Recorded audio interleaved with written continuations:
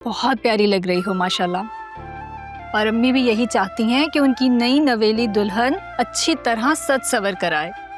तुम्हें पता है शफक, आज वो तुम्हारे लिए खुद किचन में खड़े होकर नाश्ता बनवा रही हैं। क्यों ज़ारा? तुम्हें तो पता है ना फुप्पो की तबीयत ठीक नहीं है, फिर तुमने उन्हें किचन में क्यों जाने दिया? तुम्हें पता है शफक, अम्मी बहुत खुश हैं। ऐसे लगता है जैसे उनकी सारी बीमारी ना कहीं दूर भाग गई हो। और मुझे तो लगता है यही उनका इलाज है। भाई रात में आए थे ना? अब पता नहीं, लेकिन कमरे का दरवाज़ा खुला हुआ था। फुप्पो ने कहा था कि दरवाज़ा खोल के रखना। शायद वो आए हों और वापस चले गए हों अपने कमरे में, लेकिन जब मैं सुबह उठी थी तो वो नहीं थे यहाँ। ये बहुत ज्यादती है। इतनी मुश्किल से मैंने इसे राजी किया, इतनी मेहनत से तैयार किया, और आप तारीफ के दो बोल नहीं बोल सकती। लो भाई, सारा क्रेडिट तुम अपने सर ले जाओ। खुश? तो अब तुम क्या चाहती हो, तुम्हें सर्टिफिकेट दे दिया जाए? अच्छा भाई, तो अब सास बहू मिलकर मेरे खिलाफ महाज बनाएंगे। भाई तुम जो भी कहो, लेकिन मैं लूंगी तो अपनी बहू की साइड ही ना। तुम तो वैसे ही चली जाओगी, ये तो मेरे पास ही रहेगी ना। अस्सलाम वालेकुम। वालेकुम सलाम बेटा।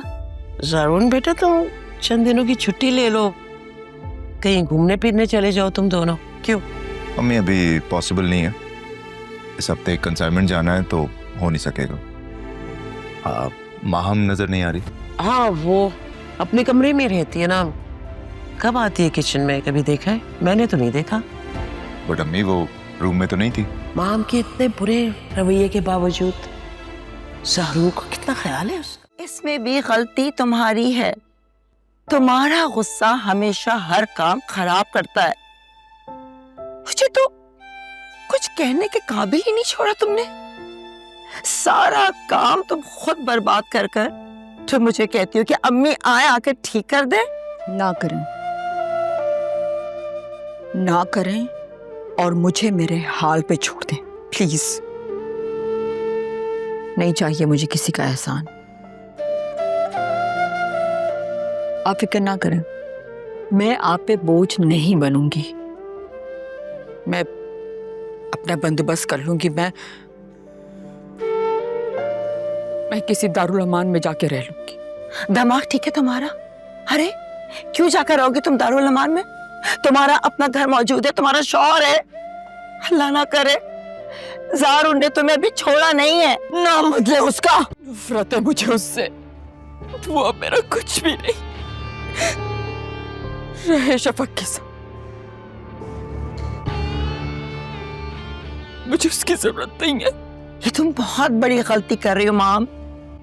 अपने बसे बसाए घर को खुद उजाड़ना चाहती हो। बसा बसाया घर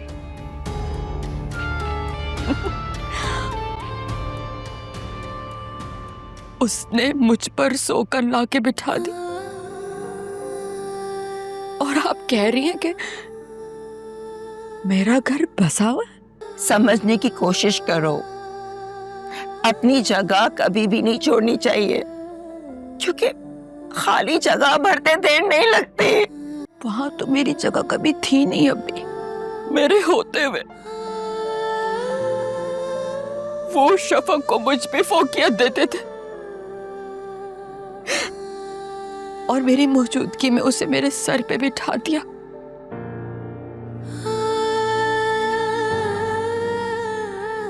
उस घर में अगर मेरी कोई जगह है तो वो महज मेरा कमरा है, और उसको तो कमरे की भी जरूरत नहीं है। वो तो पूरे घर में धनधनाती फिरती है, जैसे जैसे वो उस घर की मालकिन हो। मैं तुम्हारा दुख समझती हूँ, माँ हो तुम्हारी, लेकिन बेटा हम कुछ नहीं कर सकते। अब ज़ारू ने शादी कर ली है, और दूसरी शादी उसका हक है, लेकिन मैं सौगंध बर्दाश्त नहीं कर सकती अम्मी।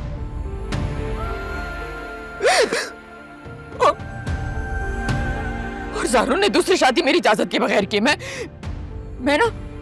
उस पे केस कर दूंगी। छोड़ूंगी नहीं उसको। हकीकत को तस्लीम कर लो माँ, उसके पास दूसरी शादी करने की ठोस वजह मौजूद है। वो अदालत में तुम्हारी पोस्ट दिखा सकता है। रमीज, मुझे माहम के बारे में पूछना था। क्या वो सब खैरियत है? वो तुम्हारे घर तो नहीं आई? जरूर, मैं 1 घंटे पहले निकला था, तब तक तो नहीं आई थी बाजी। आई डोंट नो, रात में उसने जिक्र किया था कि सुबह अम्मी की तरफ जाएगी। मैं देर से सोकर उठा, रूम में भी नहीं थी और अब फोन भी नहीं उठा रही। जी, आजकल अम्मी और बाजी जरा शॉपिंग में बिजी हैं, तो मार्केट गए हुए होंगे। हाँ, लेकिन आंटी का नंबर भी ऑफ है। फिर तो पक्का मार्केट गए होंगे, क्योंकि वहीं सिग्नल इश्यूज होते हैं। ठीक है रमेश, थैंक यू। घर भी नहीं गई तो ये कहाँ जा सकती है, जिससे वो नुकसान ही ना पहुंचा ले खुद को। यार शाहरुख जी अम्मी। ऑफिस नहीं गए अभी तक? वो जा ही रहा था, वो एक कॉल आ गई थी, उस पर बात कर रहा था। अच्छा, वो माहम से बात हुई? कहाँ है वो? नहीं, अम्मी को नहीं बताऊंगा, बिला वजह टेंशन ले लेंगी। अपनी अम्मी के यहाँ है अम्मी। हाँ, मैंने कहा था ना, और जा भी कहाँ सकती है भला।